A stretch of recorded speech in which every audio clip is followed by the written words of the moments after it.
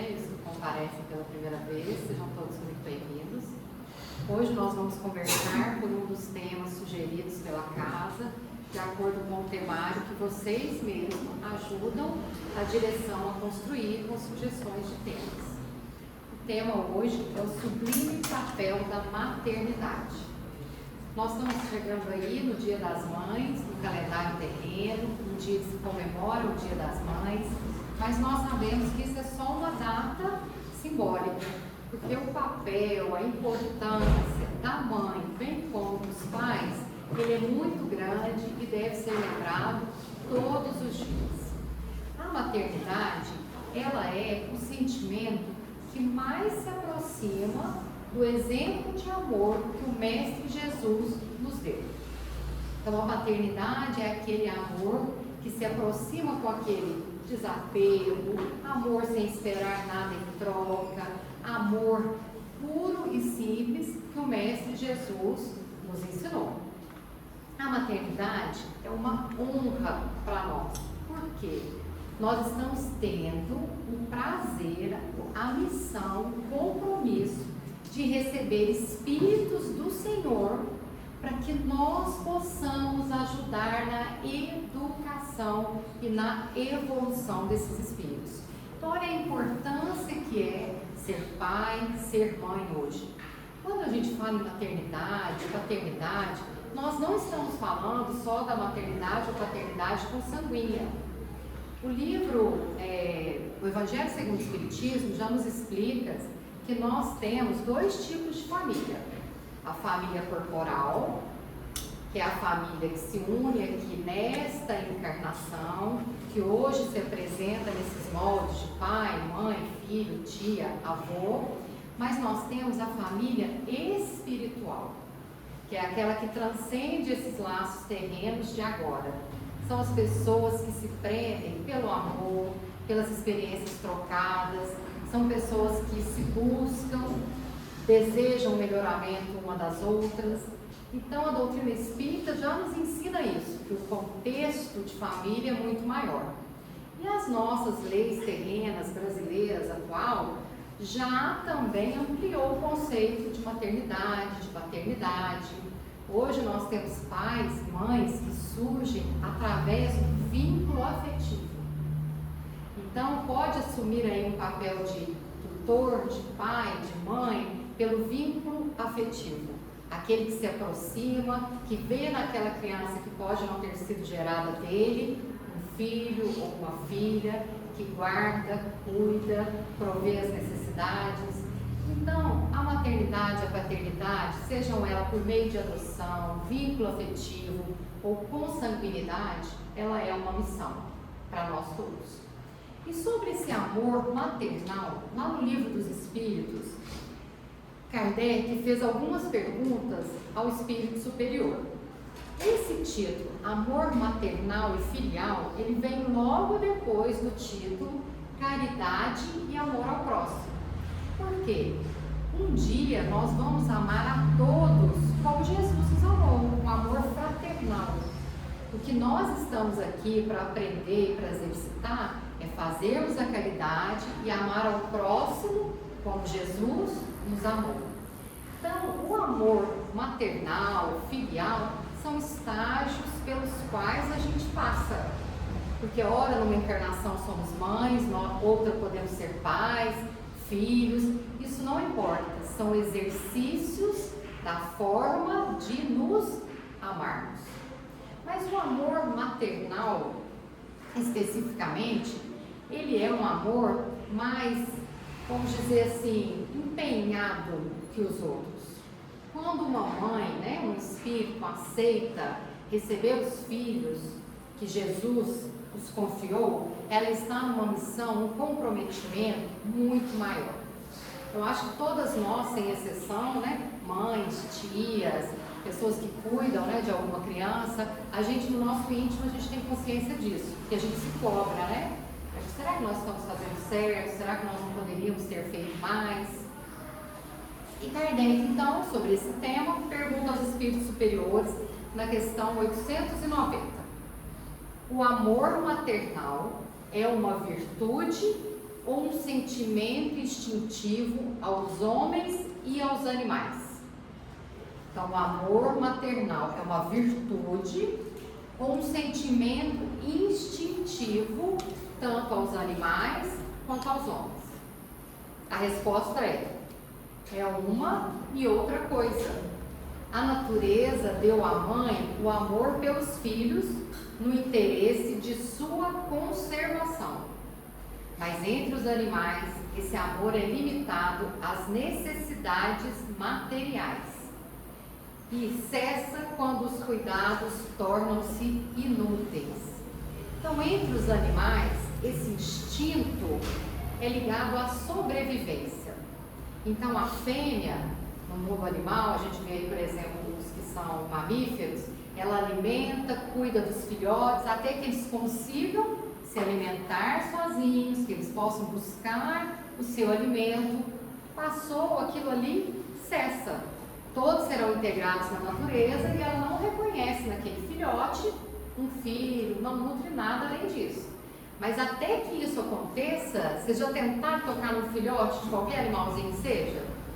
Ela não deixa, né? Toda mãe defende com unhas e dentes o filho. Então tem a parte instintiva, mas nós homens, seres racionais, entre os homens, ele persiste por toda a vida e comporta um devotamento e uma abnegação que são da virtude. Sobrevive mesmo à morte e segue o filho além do túmulo. Bem vedes que há nele outra coisa mais do que no animal. Então nós, homens, mulheres aqui encarnados, a maternidade, e assim também a gente pode ver a paternidade, né? Porque a gente sabe que espírito não tem sexo, a gente muda em várias encarnações, ela é além da parte do cuidado.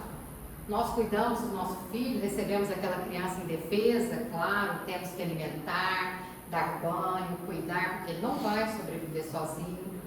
Mas quando o nosso filho já consegue fazer as coisas por ele mesmo, ainda assim a gente continua cuidando, tem o desvelo, o amor, e ainda depois que as mães desencarnam, continuam preocupadas com seus filhos, nos seus intentos, nas suas jornadas, nas suas provas, nas suas expiações. Então o amor maternal, ele não cessa com a independência do filho para os altos cuidados. Ele transcende além do túmulo. Nós vemos nas obras espíritas que muitas mães são aí um motivo de resgate dos filhos em sofrimento. Seguindo, na questão 891. Visto que o amor maternal está na natureza, por que há mães que odeiam os filhos e isso deixa o seu nascimento? Ora, vão existir filhos e mães com sentimento de ódio recíproco? Vão existir. Nós não estamos falando que nós temos a nossa parentela corporal e a parentela espiritual. E às vezes não, muitas das vezes, nessa parentela corporal em que nós estamos inseridos, nós somos colocados diante de pessoas com as quais nós precisamos nos reajustar.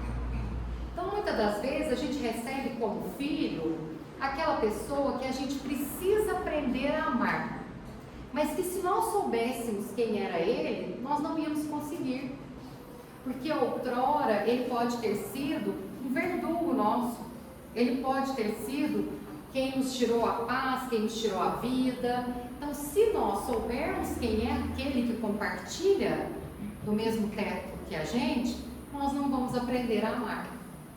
E da mesma forma, mães que sabem que os filhos fizeram isso já têm uma certa resistência.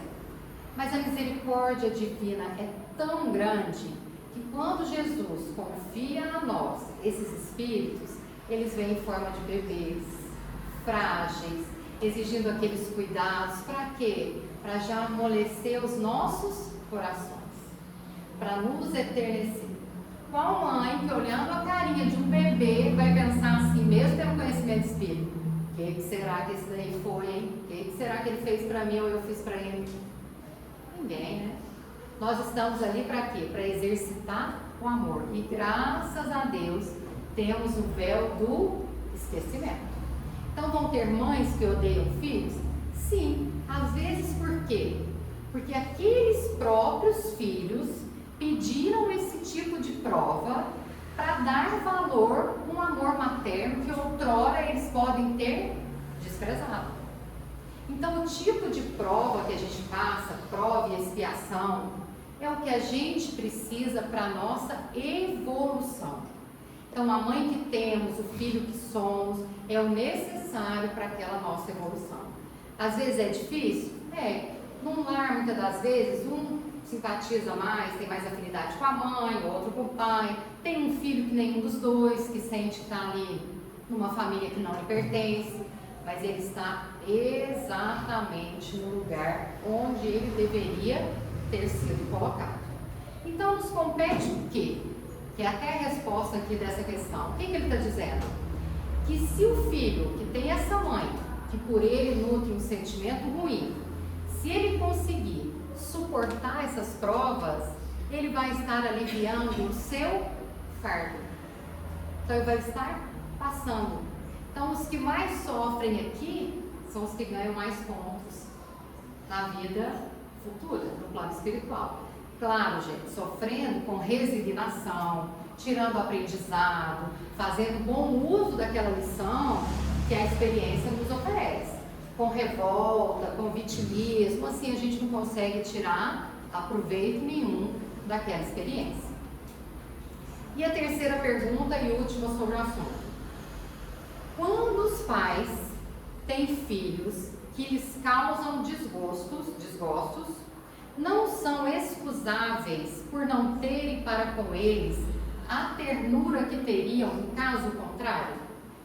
Então, quando os filhos só dão trabalho, aborrecimento, desgosto aos pais, à mãe, ao pai, eles têm desculpa para não amar aquele filho? Não, de forma alguma. Da mesma forma que aquele filho teve uma mãe que não o amava porque ele precisava, se nós temos filhos difíceis hoje, é porque nós ou precisávamos, ou ainda que nem precisássemos dessa prova, ainda assim nos comprometemos com aqueles espíritos. Mas que tipo de comprometimento, gente? Comprometimento de ajudar na educação daquele espírito para se tornar uma pessoa melhor. Porque para que a gente reencarna? Para que existe a reencarnação se não for para nos melhorarmos? Eu hoje, nessa experiência, nessa vida terrena, cometi falta X e Y. Desencarno, vou para o plano espiritual, minha consciência é recobrada e eu vou me cobrar daquele erro. Vem primeiro o arrependimento e depois surge a necessidade de refazer, de reparar. E como que eu faço isso? Voltando. Então, para eu reparar, eu tenho que estar diante de quem eu lesei ou de quem eu fui, por quem eu fui lesado. Então, a convivência, ela é difícil. Ela é difícil. Dentro do lar, é difícil. Mas as mães, elas têm uma predisposição maior a ajudar os filhos. Quem tem mães hoje ainda encarnadas, que aproveitem os conselhos dessas mães. E quem tem mães desencarnadas, agora no próximo dia, que vão comemorar, não pensem que elas estão distantes, porque elas estão a velar por cada um dos seus filhos. Assim é também a confirmada a missão das mães na questão 208 do Livro dos Espíritos. Kardec pergunta assim: os espíritos dos pais, pai e mãe, não exercem influência sobre o do filho depois do nascimento? Porque nós sabemos que todos nós aqui somos espíritos imortais, já tivemos muitas existências. Não significa que o filho que nós recebemos hoje em nosso lar seja um espírito mais jovem do que a gente. Então, será que eu, na condição de mãe, qualquer um de nós, na condição de pais, vou ter uma influência naquele espírito? Sim, muito grande.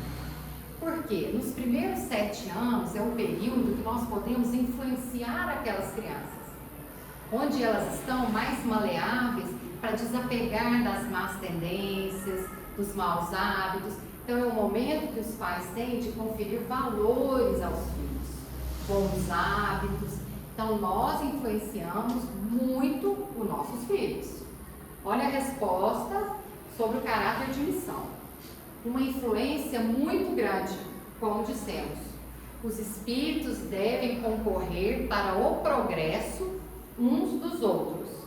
Muito bem, os espíritos dos pais têm por missão novamente, desenvolver o de seus filhos pela educação.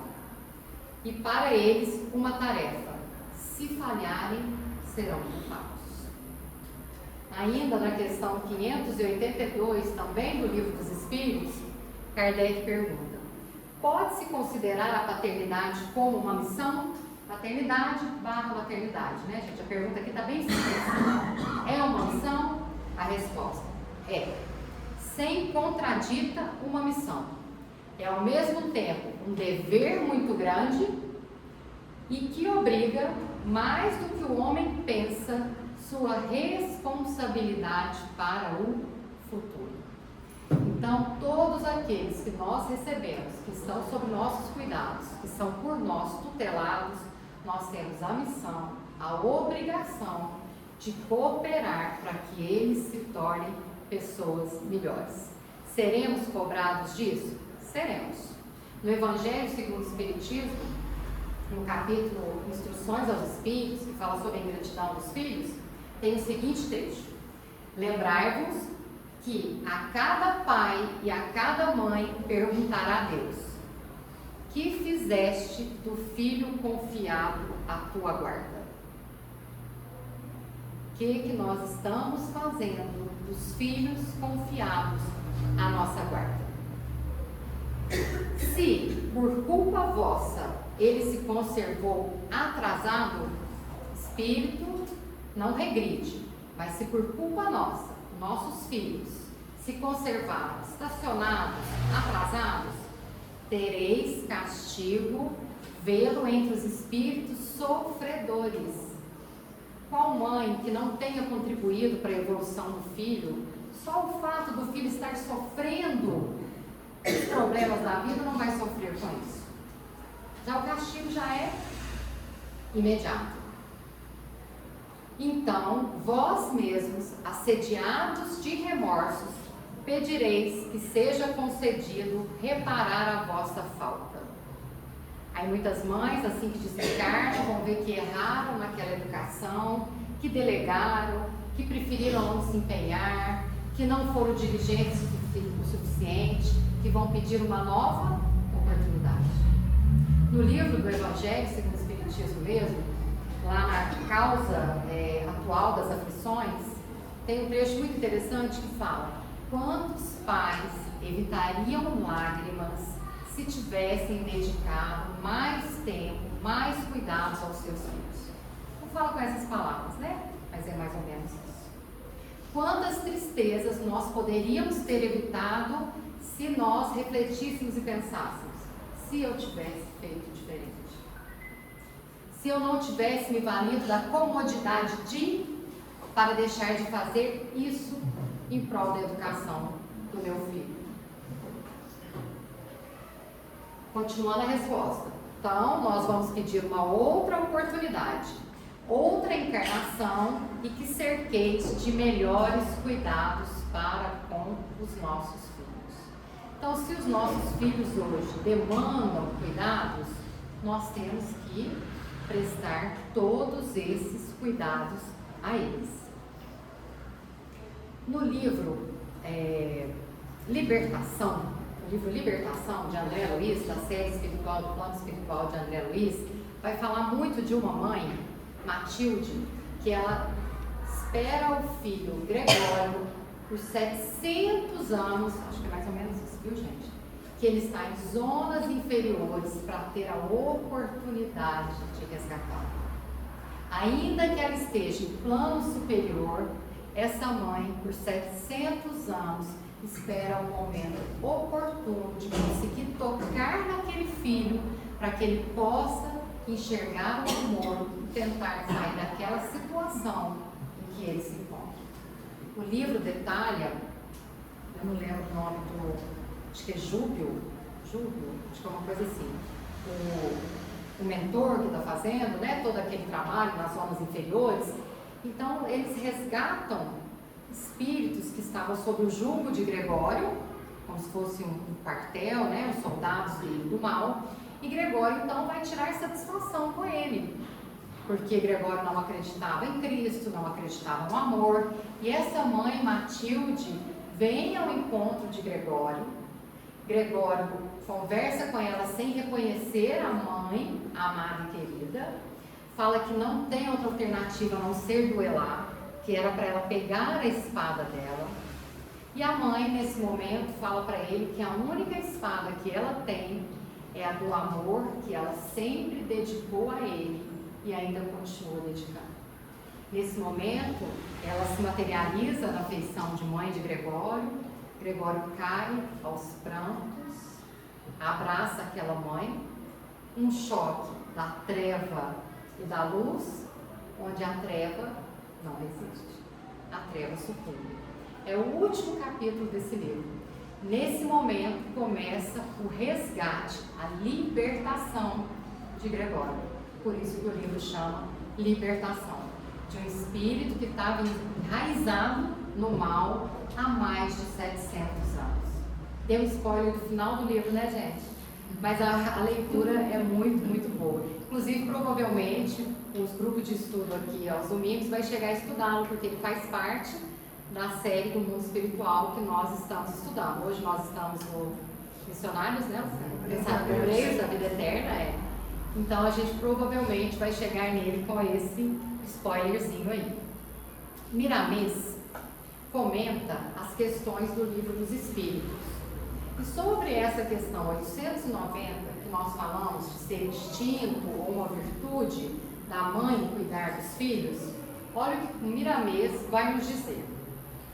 No mundo espiritual, nota-se muitas mães sofrendo com as lições que os filhos devem aprender.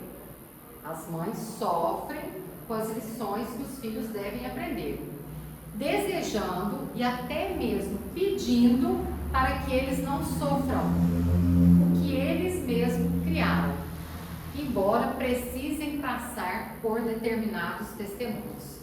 Quem de nós nunca fez isso, né, gente? Qual mãe que não ora pelo filho pedindo que poupe ele daquela provação? É o correto? Muitas das vezes a gente vê um filho doente, que é uma fala de uma mãe, nossa, queria que fosse em mim, mas não vê o filho. Será que é o correto? Será que é isso que a gente tem que desejar para o nosso filho? Ele vai nos explicar. Por vezes, elas são retiradas de perto de seus tutelados para que não sejam eles mesmos. No entanto, os pais dos mundos elevados, que um dia nós seremos assim, né, não interferem nas provas de seus filhos.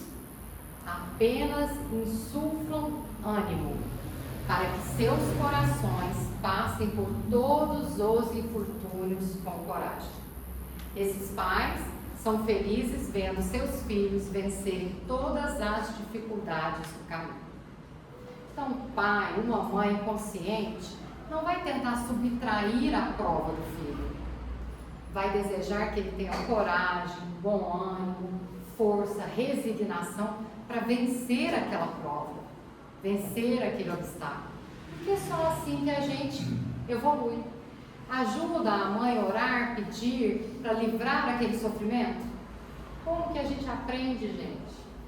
Podemos aprender pelo amor? Podemos, mas aprendemos bem menos, a passos bem mais lentos pelo amor. Pela dor, pelo sofrimento, aprendemos muito mais rápidos. É o que eu falei, por exemplo, de Gregório. No livro também, que tem o Segismundo, a reencarnação de Segismundo, lá no Missionário da Luz, ele é o Missionário da Luz, né? Capítulo 13, nós vemos uma mãe que vai receber um filho juntamente de um pai, no qual pai e mãe eram um casal, no qual esse que chega como filho, Segismundo, teve um relacionamento extraconjugal com a mãe e matou o marido. A mãe, por sua vez, desorientada, foi para a vida mundana. Então, esse Segismundo, ele desorganizou aquele lar, aquele casal. Ambos tiveram fins ruins. E como que eles vão perdoar esse Segismundo? É fácil perdoar quem nos fez um mal tão grande? Mas a misericórdia divina coloca esse que precisa de perdão como filho para que eles exercitem o amor. Outro exemplo que a gente vê de resignação, André Luiz, o pai de André Luiz, não foi um marido muito bom para a mãe de André Luiz, que era mais evoluída espiritualmente. Ele teve amantes. E quando ele desencarnou, no plano espiritual, ele não conseguia se desenvolver, não conseguia, porque elas estavam obsediando demais ele. Demais. Não tinha como desfazer aquela obsessão que ele mesmo provocou, iludindo as moças, né? Com promessas de boa-aventurança, quando na verdade ele tinha um matrimônio com a mãe de André Luiz. A mãe de André Luiz, já no plano espiritual, sem precisar daquela aprovação, se dispõe, em ato de amor, a vir numa outra encarnação com o mesmo marido, mas recebendo aquelas duas amantes que hoje eram verdugos, né, obsessoras do ex-marido, como filhas. Para quê? Para que eles se aprendessem a amar de uma outra forma. Então, tudo, gente, que a gente vê é formas, exercícios, formas de nós aprendermos a amar. Ora somos filhos, ora somos pais, irmãos, porque nós temos que exercitar esse amor, que um dia vai ser um amor universal. Difícil nós chegarmos? Vamos chegar. Estamos num mundo de provas e expiações, o mal ainda predomina? Predomina, mas haverá tempo em que o bem predominará. E nós vamos caminhando aos poucos para isso. Um outro exemplo muito grande está também num livro de André Luiz, do Chico Xavier, que chama Nos Domínios da Mediunidade. Lá no capítulo 24, narra a história de um pai que chama Júlio, e esse pai, ele tem paralisia nas pernas, ele é um cadeirante, e ele tem 4 filhos desorientados. Um filho, que chama Américo, sofre de perturbação mental. O outro, Márcio, é vítima de alcoolismo. Guilherme e Benício, os outros 2 filhos, vivem na leviandade e na extravagância noturna. Os espíritos, vendo aquilo, se a gente lançar o nosso olhar só sobre aquela encarnação, a gente pensa, que injustiça, né? Coitado desse pai, ter que cuidar de 4 filhos desorientados, esse pai que tem dificuldade para locomover, que dó, né? Mas a gente sabe que aqui não tem ninguém inocente, que a justiça divina, ela age conforme as leis divinas, soberanamente justas, feitas por Deus. Aí os espíritos vão explicar nessa obra que aquele pai, o Júlio, ele foi o chefe de uma organização criminosa e que aqueles 4 rapazes foram lançados ao crime por ele. Então tudo, gente, é ajuste. Tudo é oportunidade divina. Tudo é misericórdia. O que hoje nos apresenta como problema, nós temos que lançar aquele olhar. O que essa situação está querendo trazer de aprendizado para mim? À toa as pessoas não são colocadas no nosso caminho.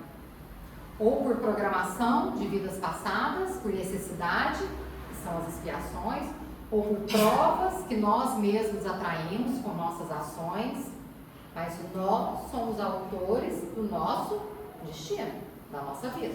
Então, tudo que nos acontece é necessário para o nosso próprio bem. O nosso próprio bem é ficar feliz aqui? Não.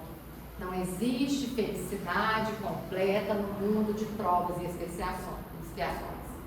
O nosso bem aqui é conseguirmos evoluir, sairmos dessa vida, retornarmos ao plano espiritual melhor, melhores e com os compromissos assumidos, cumpridos. Então a gente pensa assim, não podemos falhar. Nós vamos ser cobrados, olha a situação que nós ficamos enquanto tutores de espíritos que nos são confiados à guarda e à educação aqui. Então nós não podemos falhar. Como que a gente faz? E nós não somos perfeitos. No dia a dia a gente já até se julga. Nossa, eu poderia ter sido uma mãe melhor nesse ponto, eu poderia ter sido uma amiga melhor, eu poderia ter sido... Em tudo a gente pensa que a gente poderia ter sido melhor. Mas o que é o mais importante? O mais importante é o nosso empenho, a nossa dedicação, o nosso desvelo. Porque tem uma parte, gente, que não depende do pai e da mãe. Aí entra o livre-arbítrio do próprio filho. O que nos compete é educar no caminho do bem, principalmente pelo exemplo. Quem educa não são palavras, não são discursos, são exemplos. Mas se chegar uma hora e esses filhos ainda se mostrarem desajustados, o que nós devemos fazer? Isso está lá no livro Consolador, Emmanuel, na questão 190. Veja a pergunta. Quando os filhos são rebeldes e incorrigíveis, impermeáveis a todos os processos educativos, como devem proceder os pais? Porque realmente tem filhos rígidos, espíritos que não estão dispostos a receber nenhum aprendizado. A resposta é: depois de movimentar todos os processos de amor e de energia no trabalho de orientação educativa dos filhos, é justo que os responsáveis pelo Instituto Familiar, sem descontinuidade da dedicação e do sacrifício, esperem a manifestação da providência divina. Então, depois de nós termos movimentado todos os nossos esforços de amor, ainda se não der resultado, nós vamos esperar a providência divina, mas sem dar descontinuidade da dedicação e do sacrifício. Então, não é lavar as mãos, gente. O sacrifício, a dedicação, a responsabilidade, o compromisso, a nossa missão, ele é contínuo. Agora, o que o nosso filho vai fazer com o livre-arbítrio, nós infelizmente não podemos influenciar. Que dessa maneira compreendemos que as dores chegarão, as provas serão acerbas, de modo a semear nos filhos com êxito o campo da compreensão e do sentimento.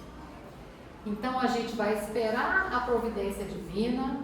Se os filhos não receberam pela educação que nós quisemos dar, ofertar pelo exemplo dentro de casa, eles vão receber essa educação pelas pedras no caminho, pelas dores. Os antigos, né, os pais falam muito, né? Não quer aprender aqui em casa, vai aprender lá fora com os outros, né? Assim que eles falam. É mais ou menos isso mesmo. É mais ou menos isso mesmo. Mas nós, pais, temos que fazer a nossa parte. Nós, mães, temos que manter esse desvelo. O amor maternal é um amor muito bonito. Nós temos o privilégio de conduzir filhos do Senhor no caminho do bem. Não podemos perder essa oportunidade. E para que façamos isso da melhor forma possível, eu vou encerrar com os dizeres de Madre Teresa de Calcutá. Os filhos são como águias. Ensinarás a voar, mas não voarão o teu voo. Ensinarás a sonhar, mas não sonharão os teus sonhos. Ensinarás a viver, mas não viverão a tua vida. Mas em cada voo, em cada sonho, em cada vida, permanecerá para sempre a marca dos ensinamentos recebidos. Então, desde que coloquemos com amor ensinamentos à disposição dos nossos filhos, estamos fazendo a nossa parte. Lembrando que eles não são nossos. Assim como nós, somos todos filhos de Deus.